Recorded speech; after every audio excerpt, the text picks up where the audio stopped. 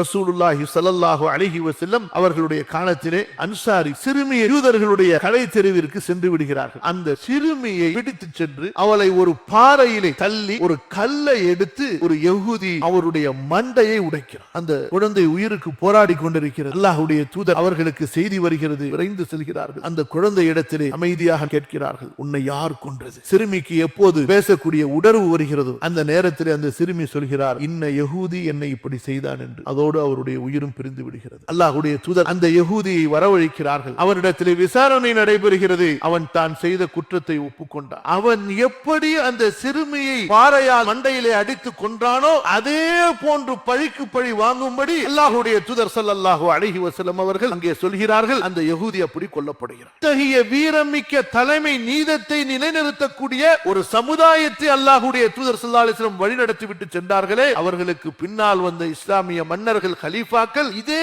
நீதத்தின் அடிப்படையில் அவர்கள் ஆட்சி செய்தார்கள். முஸ்லிம்களுடைய உயிர், பொருள் அங்கே பாதுகாக்கப்பட்டது. இங்கே நம்முடைய ஆட்சியாளர்களுடைய பலவீனம் என்ன? முஸ்லிம்கள் யார் எங்கே கொல்லப்பட்டாலும் அதை பற்றி நமக்கு என்ன கவலை என்ற நிலையில் நாம் இருக்கின்றோம்.